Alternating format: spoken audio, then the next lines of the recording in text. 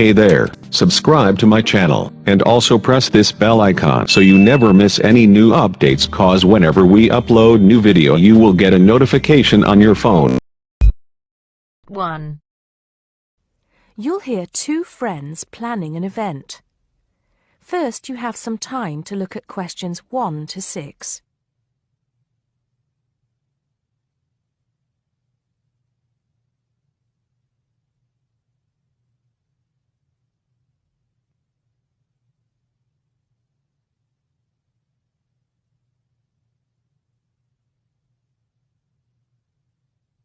Now we shall begin. You should answer the questions as you listen, because you will not hear the recording a second time. Listen carefully and answer questions 1 to 6. Hello, Joan. I'm glad you could come. Hello, Peter. What's up? Is something the matter? No, everything's fine. It sounded urgent on the phone. Did it? It's just that I've had this idea, and I wanted to see how soon we could get it off the ground. Well, don't keep me in suspense. You know they're planning to close down the local clinic. It was in the newspaper yesterday, but most people have actually known for some time. Well, I thought we should do something about it. What did you have in mind? I thought we could organise a charity event and donate the money to the clinic. I know it doesn't sound like much, but it will show the local council how we feel and that we mean business. That'll take quite a lot of organising.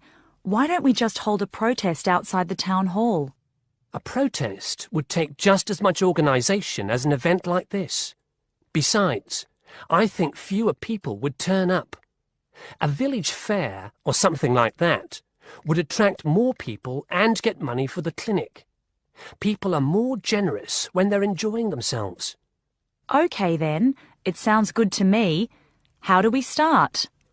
First, we put our heads together and come up with a list of people who'll be willing to help and people who can provide us with some of the things we need.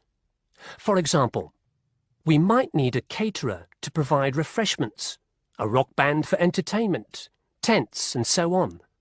Then, we do a lot of telephoning around and try to get everybody together at the same time in the same place. Sounds like a lot of work to me. Well, that's only the beginning. First things first, though. Let's decide now on who to get to the initial meeting and where and when to hold it.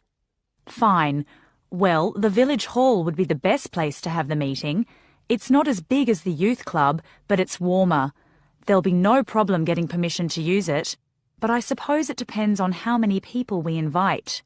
We don't want too many, otherwise the meeting will go on too long and nothing will get decided.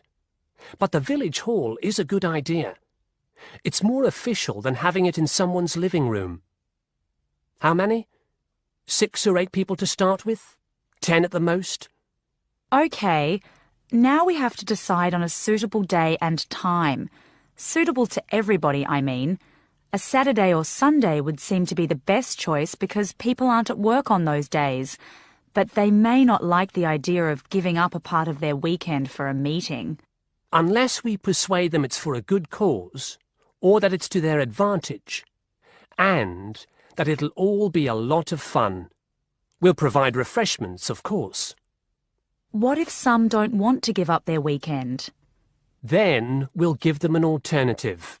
Say, one evening in the week after everybody's finished work. We'll see which is the most acceptable to them. Then book the hall. I can do the refreshments for the meeting. I'll get Darren and Maggie to help me. I'm sure they'll be more than willing. Before you hear the rest of the conversation, you have some time to look at questions 7 to 10.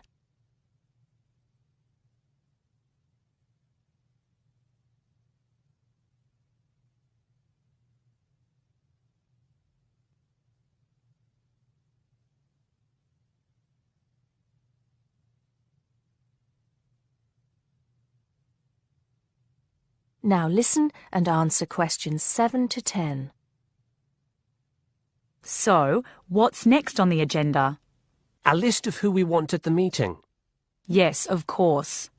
Obviously, we want someone from the clinic. I think Dr. Perkins would be best. He can tell us exactly what the financial situation is there. You know, how much money it takes to keep the place running, and how important it is for the community to have the clinic. The vicar too. He can rally lots of support. And Mr. Sims, our Member of Parliament. He is very busy, but I think I can persuade him to come, or get his wife to persuade him to come. I see her quite a lot socially. That's great. 2 other people I have in mind are Freddie Smith. The journalist? Yes. Well, he's the editor of the local paper now, and might be useful. He might let us advertise for free, and he'll know how to go about getting leaflets and posters printed. That's another thing. We'll need volunteers to put leaflets through people's doors and stick up posters all over the place. We can decide that at the meeting. What about the other person? What other person? You said you had 2 people in mind, Freddie Smith and... Oh, yes, Mr. Gates. Mr. Gates. Do I know him? You must do. He owns Greatfields Farm. We need a large area to hold the fete. Right. So how many have we got then? 7 or 8? There's Dr. Perkins, Mr. Sims, that journalist. Freddie Smith, you mean? Yes, him. And the vicar and Mr. Gates, the farmer. That's only 5. There's you and me. That's 7. That will do for now. Let's start making phone calls. That is the end of part 1. You now have half a minute to check your answers.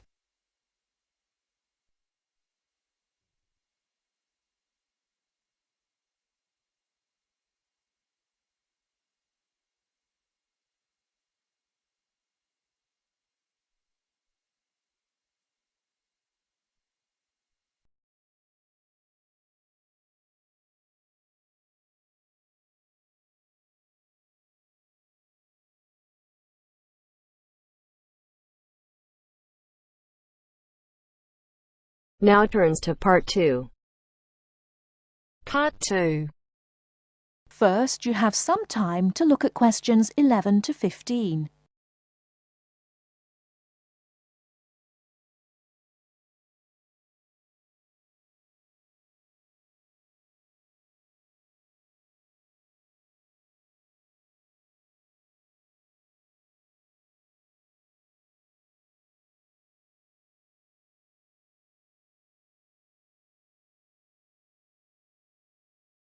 Now, listen carefully and answer questions 11 to 15. Starting at the beginning, you can see the on-off switch just beneath the 2 lights. Having turned the machine on, these lights now become very important. When the light on the left has gone out, you can begin making coffee, as it means the water is now hot enough. Next to that is the water level light. If this is illuminated, it means the machine does not have enough water. It is essential that you turn the machine off and add more water the moment this light comes on, otherwise you could damage the heating element. Once you have checked that both the heater light and the water level light are off, make sure the filter holder, that's the part with the handle just under the control panel, is in place. Once you have your cups ready, it is time to press the coffee delivery switch. That's the button just above the filter holder beside the boiler meter. Remember to take a quick look at the meter as it tells you the exact temperature of the water. On both the left and right hand side of the machine, on the same level as the filter holder, you can see the steam pipes used for heating milk. These steam taps need to be cleaned regularly to avoid blocking. And finally, if you do spill any coffee, don't worry. Just make sure that the drainage pipe at the bottom of the machine is leading into a sink or a suitable waste container. As with the steam taps, the drainage pipe needs regular cleaning.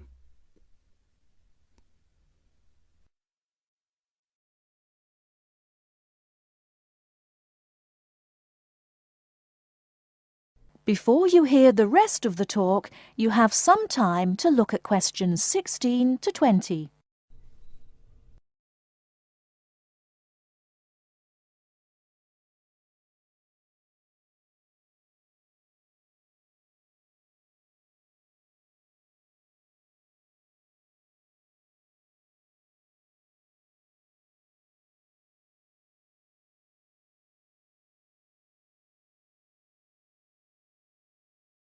Now listen and answer questions 16 to 20. First and most importantly, I'll tell you where you should go from tomorrow for your lectures and classes. The Health Sciences building is on the west side of the campus, opposite the library, beside the History department. As you are probably aware, there are 6 modules to the course, which will take a year to complete. That's 2 modules each term. In the first module of this term, you will be looking at current laws with regard to health and safety in the workplace. Don't forget that as you progress through the course, you should be building your thesis. This will need to be completed by the end of the year. Coursework will also be credited to your final grade, but the most important part of the course is the thesis. Now, the final thing I want to tell you, and again you should know this, is that there will be a number of guest speakers throughout your course. They will come from a number of different medical backgrounds, but they will all be giving you their views on the relevance of health sciences in their occupations.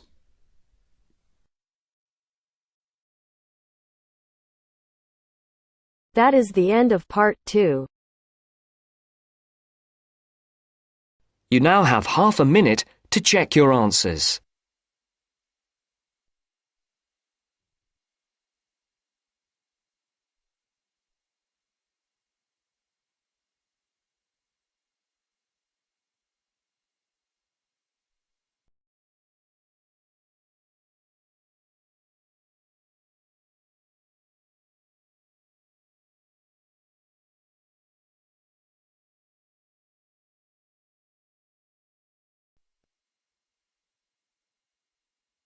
Now turns to part 3.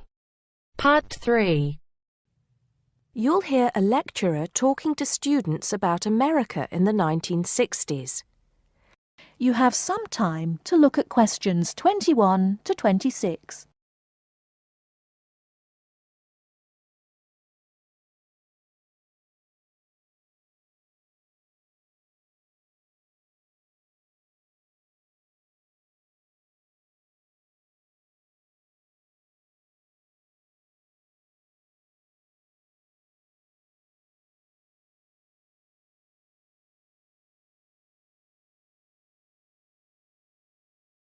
Now listen carefully and answer questions 21 to 26.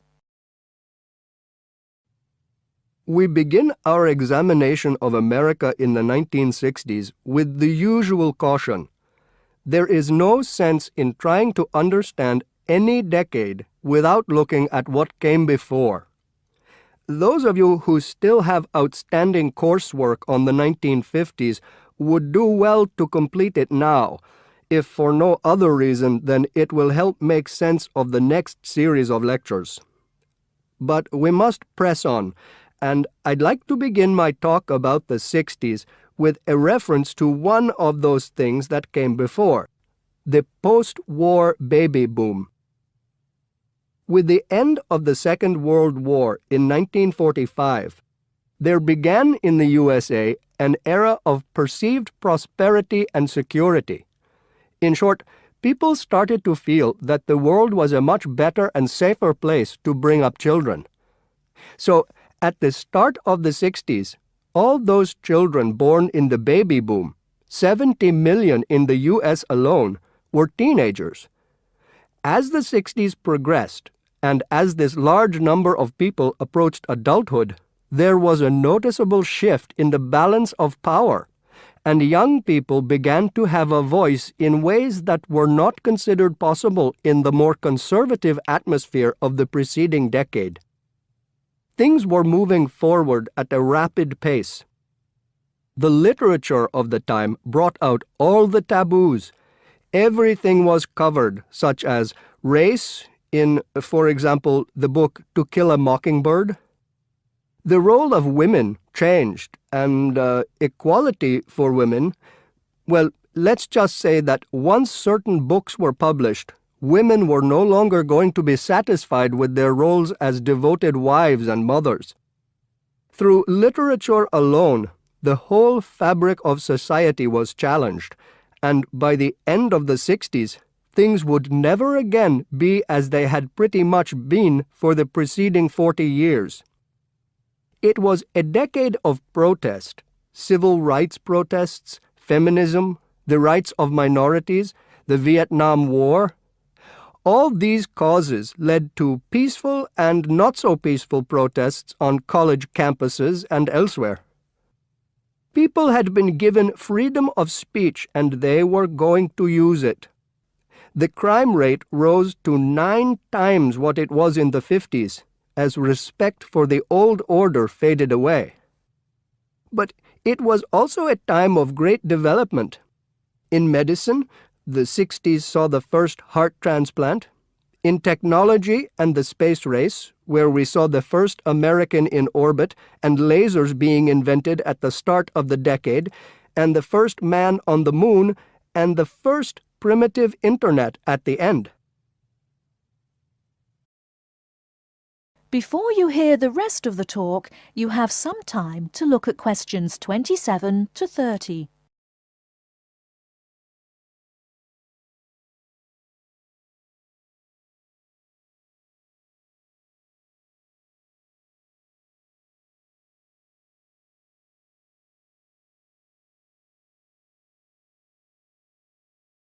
Now listen and answer questions 27 to 30.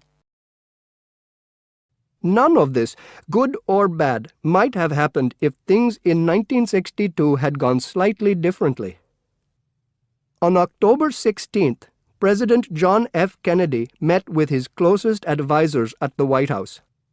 They had obtained photographic evidence showing that Cuba was building or installing nuclear weapons. It was widely believed that Cuba was preparing to fire these weapons at cities in the USA. Kennedy was faced with 3 choices: to try to resolve the crisis diplomatically by negotiating with Cuba and the Soviet Union, to take action to block the delivery of more weapons into Cuba, or to attack Cuba, destroying their weapons. Believing that the first option would end in failure and that the third option would lead to war, it was the second option that Kennedy chose. In doing so, he succeeded in preventing the buildup of more missiles. The Soviet Union then withdrew the weapons from Cuba. Most historians agree that if Kennedy had acted differently, the episode would have led to a full-scale nuclear war between the United States and the Soviet Union. Millions would have died, and the world would have been changed beyond recognition. That is the end of part 3. You now have half a minute to check your answers.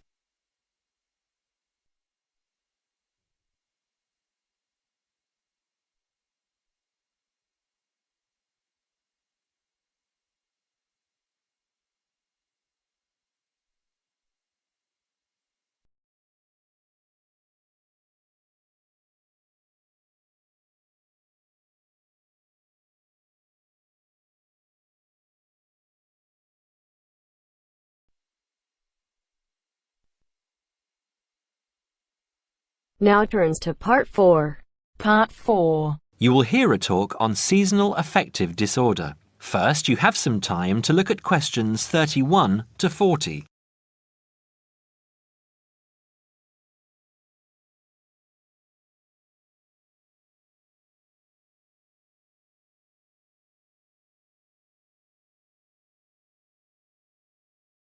Now listen carefully and answer questions 31 to 40.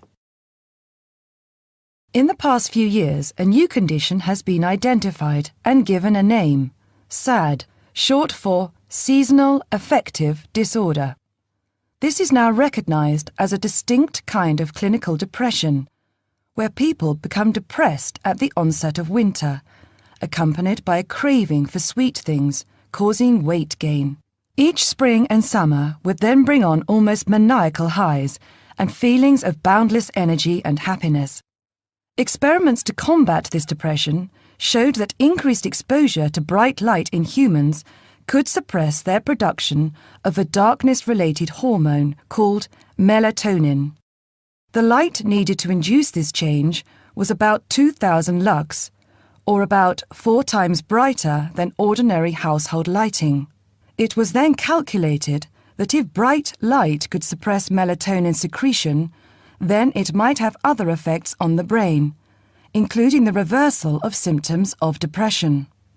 While melatonin's precise role in SAD has not been pinned down, the theory led to effective treatment.